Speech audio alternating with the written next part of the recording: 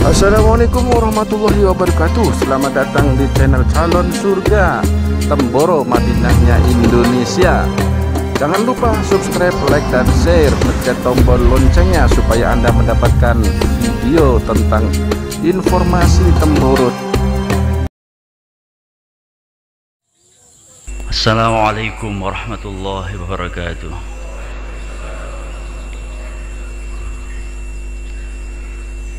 Innal hamdalillah nahmaduhu wa nusalli wa nusallimu ala rasulihil karim. Amma ba'du. Qala Allah ta'ala a'udzu billahi minasy syaithanir rajim. Ya ayyuhalladzina amanu taqullaha wa qulu qawlan sadida yuslih lakum a'malakum wa yaghfir lakum dhunubakum wa man yuti'illaha wa rasulahu faqad faza fawzan 'azima. Shadaqallahul 'azim. Hadirin yang dimuliakan Allah Subhanahu wa taala. Allah Subhanahu wa taala adalah zat yang Maha Kasih, Maha Sayang, Maha Rahman, Maha Rahim, yang mana kasih sayang Allah tidak terbatas dan tidak ada yang membatasi kasih sayang daripada Allah Subhanahu wa taala. Karena kasih sayang Allah lah kita semuanya dikumpulkan di sini.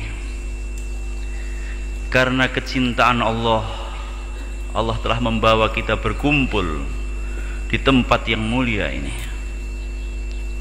Bila seseorang dicintai oleh Allah, maka Allah akan memberi kefahaman agama kepadanya. Allah akan memberi kemudahan kepada dia untuk mentaati perintah-perintahnya Allah, menghidupkan sunnah-sunnahnya Nabi, digembirakan di dalam ketaatan dan disusahkan di dalam kemaksiatan. Bila perkara ini ada dalam hati kita, kecintaan kepada ketaatan, kecintaan kepada ibadah, kemudian kebencian kepada kemaksiatan, maka sebenarnya ini satu anugerah yang besar telah Allah berikan kepada kita, yaitu hidayah telah dimasukkan di dalam hati kita oleh Allah Subhanahu wa taala. Allah mencintai kita. Sebaliknya, hari muliakan Allah taala, bila seseorang telah datang di dalam hatinya kepahitan di dalam ketaatan, kesusahan di dalam ibadah, berat, pahit, susah di dalam ketaatan, kemudian datang kegembiraan di dalam kemaksiatan, maka sesungguhnya satu musibah yang besar telah datang di dalam kehidupannya. Musibah apakah itu? Musibah keluarnya hidayah daripada hati, musibah terjauhnya dia daripada cinta Allah Subhanahu wa taala. Karena itulah kita syukuri pertemuan kita ini. Pertemuan kita dan hadir kita di sini salah satu daripada tanda-tanda kecintaan Allah kepada kita. Hari muliakan Allah Subhanahu wa taala. Allah Subhanahu wa taala zat hakiki, zat yang mana dia ada dan adanya tidak ada yang mengadakan. Dialah yang maha besar, maha kuasa, maha perkasa. Arsy-Nya Allah itu adalah makhluk yang besar. Kalau ada 1000 arsy Allah, padahal Allah, arsy-Nya Allah itulah makhluk yang paling besar, hari mulia. Kalau ada 1.000.000, 1.000 atau bahkan 1.000.000 arsy-Nya Allah, Allah lebih besar lagi. Bahkan setiap detik Allah kuasa untuk membuat ars seperti ars yang telah Allah buat pada saat ini. Hari muliakan Allah taala. Allah Subhanahu wa taala zat yang maha pemaaf, maha pengampun. Kalaulah seorang hamba dia datang dengan dosa-dosa yang memenuhi bumi dan langit, maka sesungguhnya pengampunan Allah lebih besar lagi. Satu orang dia berkata, celaka aku, celaka aku, celaka aku. Mengapa kamu katakan kamu celaka? Ya, dosa-dosaku begitu banyak. Betapa besar dosa kamu? Lebih besar manakah dosa kamu dengan gunung-gunung yang ada di sini? Lebih besar dosa aku, katanya. Lebih besar manakah dosamu? Lebih banyak mana, lebih besar manakah dosa kamu dengan buih yang ada di lautan? Lebih besar dosa aku. Lebih besar manakah dosa kamu dengan bintang-bintang yang ada di langit? Dia katakan lebih besar dengan dosaku. Lebih besar manakah dosamu dengan arsy-Nya Allah? Lebih besar dengan dosaku. Kemudian dikatakan kepadanya, lebih besar manakah dosamu dengan pengampunan Allah? Maka dia diam dan dia berkata, lebih besar pengampunan Allah Subhanahu wa taala. Hadirin muliakan Allah taala, Hajjaj ini adalah satu orang yang membunuh begitu banyak sahabat. Ini di zaman khilafah di zaman Yazid. Ini panglimanya Yazid. Dia membunuh begitu banyak para sahabat-sahabatnya Nabi. Maka di saat-saat kematiannya, ibunya telah datang. Kemudian ibunya berkata kepada Hajjaj, wahai anakku, begitu banyak dosa-dosamu, kesalahan kamu dan dosa-dosamu begitu banyak. Sekarang kamu mau apa? Maka Hajjaj berkata kepada ibunya, wahai ibuku, kalau aku ini banyak salah, engkau sebagai ibuku, apakah engkau tidak akan memaafkan kesalahan-kesalahanku? Maka ibunya berkata, ya, aku akan memaafkan kesalahan-kesalahanmu. Maka Hajjaj beliau berkata, hari mulia, kasih sayang Allah kepada hambanya 70 kali daripada kasih sayang ibu kepada anaknya. Hari muliakan Allah Subhanahu wa taala, Allah adalah zat yang maha kasih, maha sayang. Dialah yang berada di balik harumnya bunga-bunga. Harumnya bunga mawar itu tidak daripada mawar, tapi harumnya bunga mawar itu daripada khudratullah. Ada tangan-tangan yang tidak tampak, ada kuasa yang tidak tampak di balik mekarnya bunga mawar dan kemudian mendatangkan harumnya bunga mawar, yaitu kuasa daripada zat yang maha tunggal, yaitu Allah Subhanahu wa taala. Dialah Allah Subhanahu wa taala, hadirin mulia, yang mendatangkan bisa daripada taring-taringnya ular kobra, bisa racun daripada ular kobra itu, hadirin mulia, tidak daripada ular kobra itu sendiri, tapi sebenarnya ada kuasa yang maha hebat, yang maha dahsyat di balik taring-taring daripada ular kobra, yaitu kuasa Allah, khudratullah. Ular kobra tidak ada kuasa untuk mendatangkan racun. Siapa yang mendatangkan racun? Allah Subhanahu wa taala. Dialah yang berada di balik indahnya pelangi di sore hari. Dialah yang ada di balik, hari muliakan Allah taala, turunnya hujan. Bukan mendung yang menurunkan hujan, Allah yang menurunkan hujan. Bila malam hari hujan turun, maka pagi hari manusia terbagi menjadi dua. Satu orang dia mengatakan ini musim hujan, maka hujan telah turun, maka dia sesungguhnya telah kufur kepada Allah dan iman kepada musim. Dan satu orang dia berkata malam hari hujan turun, pagi hari dia berkata Allah telah menurunkan hujan, maka dia iman kepada Allah dan kufur kepada musim. Hari muliakan Allah taala, Allah adalah zat yang maha kuasa. Dia yang mengetahui berapa banyak tetesan air hujan yang sejak adanya bumi diciptakan sampai hari kiamat nanti datang. Allah mengetahui berapa miliar tetesan air hujan yang telah Allah turunkan di bumi ini. Dia juga yang mengetahui berapa banyak lembar-lembar daun yang baru tumbuh hari ini dan gugur hari ini, dan berapa banyak jumlah daun-daun yang sekarang yang ada di seluruh hutan-hutan belantara, seluruh permukaan bumi. Semua dalam ilmunya Allah, dalam pengetahuan Allah, dalam kontrolnya Allah. Tidak ada satu lembar pun daun jatuh kecuali dalam pengetahuan Allah dan kontrol daripada Allah Subhanahu wa ta'ala.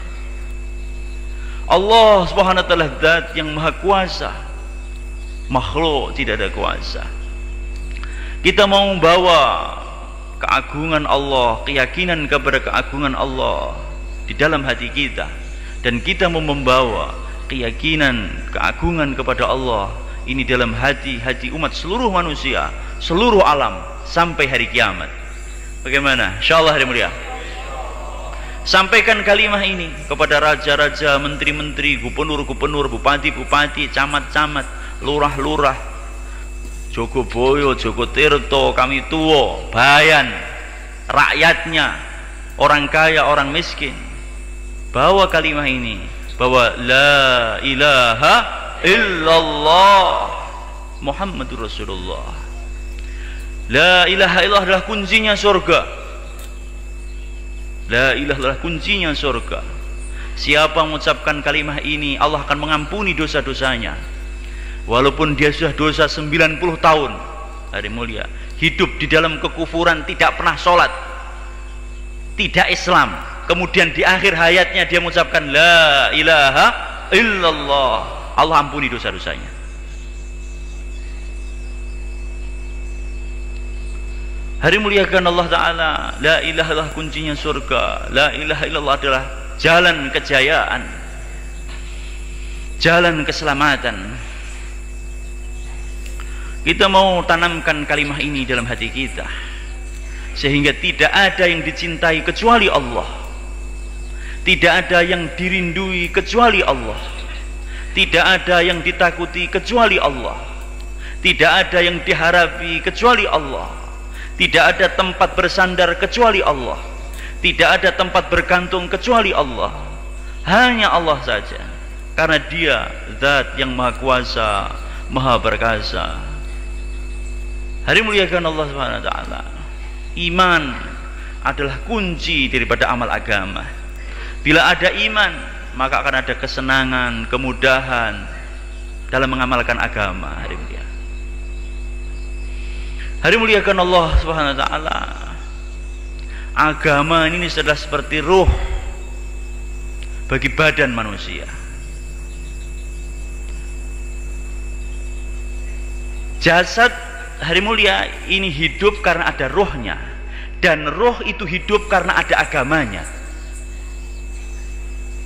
Kalau jasad tidak ada rohnya, maka jasad akan mati.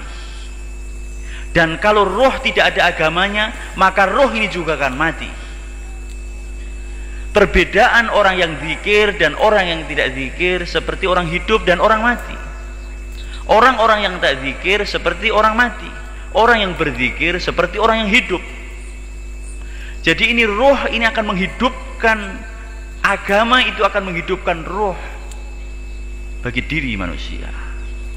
Bila tidak ada agama dalam diri manusia, maka sebenarnya dia itu mati. Hidupnya itu seperti bangkai. Hari mulia, orang yang tidak ada agamanya ini hidupnya seperti mayat, mayat hidup. Maka orang yang tidak ada agama itu menakutkan. Kalau kita dekat-dekat orang yang tidak ada agama, itu membahayakan. Suami yang tidak ada agama membahayakan bagi istrinya, dan istri yang tidak ada agama membahayakan dari suaminya.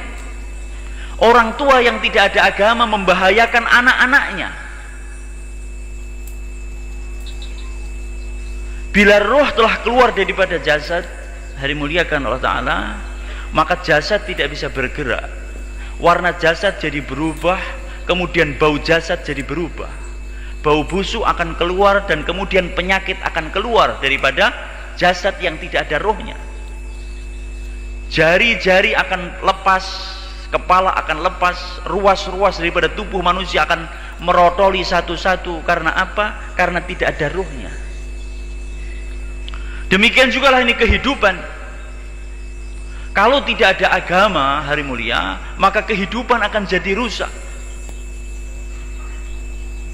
Sistem keluarga jadi rusak. Anak tidak lagi menghormati ibu dan bapaknya. Seperti kehidupan barat sekarang ini, hari mulia, seorang anak bisa telepon kepada orang tua. Kalau orang tua itu mendidik anaknya dengan keras, kemudian dia ini katakanlah menempeleng anaknya, maka anak bisa telepon polisi dan kemudian bilang kepada polisi, "Pak polisi, bapak saya telah menghajar saya." Sehingga polisi datang ke rumah, kemudian menangkap ibu bapaknya ke penjara. Kalau tidak begitu didenda, dihukum dan didenda. Ini kehidupan yang tidak ada agamanya. Sehingga anak, hari muliakan Allah SWT, dengan alasan keselamatan anak, ini anak bisa memenjarakan bapaknya. Padahal bapak ini punya tanggung jawab untuk mendidik anak dan mentarbiyah anak sehingga dia bisa menjadi manusia. Apa artinya kalau anak itu dibesarkan tapi kemudian tumbuh tidak bisa menjadi manusia? Wajahnya wajah manusia tapi hatinya seperti serigala, karena tidak ada pendidikan agama. Hari muliakan Allah SWT, inilah pentingnya agama, karena agama adalah ruhul ruh. Ruh daripada ruh adalah agama. Hari muliakan Allah SWT, dunia ini jasad, rohnya adalah agama. Maka agama ini hajat bagi kehidupan manusia. Pejabat, hari mulia, dia berhajat kepada agama. Kalau pejabat tidak ada agama, maka akan membahayakan rakyatnya. Dia akan menjadi sedolim-dolimnya pejabat. Dia akan makan harta rakyat, akan makan harta negara. Kalau pejabat tidak ada agama, maka rakyat berhajat bagaimana pejabat-pejabat ini punya agama. Demikian juga hari mulia, pejabat berhajat agar rakyat ada agama. Kalau rakyat tidak ada agama, maka ini rakyat menjadi brutal, tidak bisa diatur, mencuri harta negara. Hari mulia, menjadi seburuk-buruknya orang. Hari mulia, liar. Hari mulia, liar. Rakyat akan jadi liar kalau tidak ada agama, tidak tahu aturan. Maka pejabat mesti memikirkan agama rakyatnya, dan rakyat mesti memikirkan agama pejabatnya.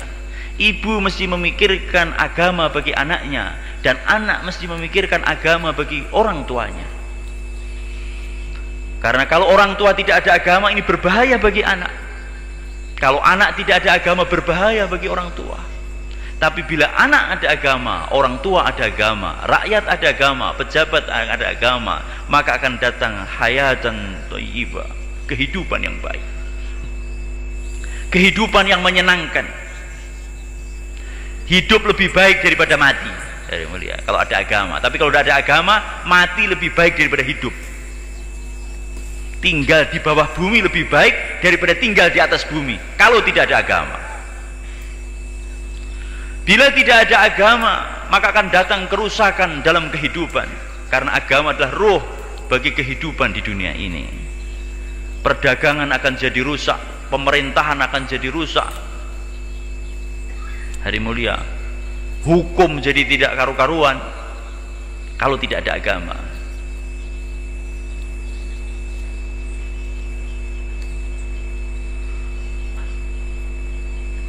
Hari muliakan Allah Subhanahu wa taala, maka kita memikirkan bagaimana agama datang dalam kehidupan kita. Hari muliakan Allah Subhanahu wa taala, dan agama ini juga jasad. Agama ini jasad, ada rohnya. Apakah roh daripada agama? Yaitu dakwah. Agama ada, tapi kalau tidak ada dakwah, hari mulia, seperti jasad tidak ada rohnya. Agama ini juga menjadi adat. Akhirnya agama menjadi adat kebiasaan. Agama tidak ada rohnya. tidak ada kesan di dalam kehidupan. Tanda perkara itu asli itu kalau ada rasanya, ada kesannya. Ini apel dari plastik dan ini apel dari Malang, tandanya ada. Tandanya bagaimana? Ada kesannya. Kesannya apel itu rasanya manis, sedikit-sedikit masam, bisa menghilangkan apa namanya itu, haus, mungkin begitu, buat jus ini apel. Tapi kalau apel itu dari plastik, hari mulia, dibuat jus tidak bisa. Mau digigit nanti malah itu giginya yang sakit. Karena apa? Ini apel dari plastik. Ada sekarang orang buat apel dari kayu. Kayu-kayu dibuat seperti apel-apelan, ini duren-durenan, ini mangga-manggahan. Bentuknya seperti apel, seperti mangga, tapi tidak ada bau dan tidak ada rasanya. Karena dia tidak asli. Demikian juga itu agama. Kalau agama itu tidak ada dakwah, maka agama ini tidak ada kesannya. Zikir juga, tapi tidak ada ketentraman di dalam hati. Hati mulia. Zikir itu harus ada kesannya, tentram di dalam hati. Hati mulia. Nikah ada kesannya. Hati mulia. Rasulullah katakan, nikah ini akan mendatangkan rizki. Nikah ini akan mendatangkan rizki. Maka seorang sahabat dia kawin nikah, hari mulia, karena yakin dengan sabda Rasulullah, nikah mendatangkan rizki, maka dia terus nikah. Setelah nikah rizkinya tetap saja kurang, hari mulia, maka dia nikah lagi. Karena ini nikah mendatangkan rizki, sekarang istrinya jadi dua. Karena dia yakin dengan sabda Rasulullah, ini nikah mendatangkan rizki. Kemudian dia kawin lagi, istrinya sekarang dua. Tapi rizkinya tetap saja kurang, saja miskin terus. Dia yakin dengan sabdanya Nabi, dia kawin lagi. Sekarang istrinya tiga. Istri yang ketiga pandai menjahit. Kemudian ngajari istri yang pertama dan kedua, akhirnya dia jadi manajer konveksi. Ini nikah ada kesannya. Jangan takut nikah karena tidak punya rizki, hari mulia. Bagaimana saya ini mau nikah, modalnya cuma dengkul saja. Allah. Nikah ini modalnya bukan dengkul, nikah ini modalnya keyakinan dengan Allah Subhanahu wa taala. Keyakinan kepada Allah bahwa Allah akan memberi rizki. Rasulullah mengatakan bahwa nikah akan melapangkan rizki kita. La ilaha illallah. Ini nikah yang diadasi dari agama, perkawinan yang ada rohnya, dengan niat untuk perjuangan agama, niat dakwah, niat nikah, niat untuk dakwah. Ini nikah niatnya untuk hidayah. Maka dalam nikah ada pertolongan daripada Allah Subhanahu wa taala.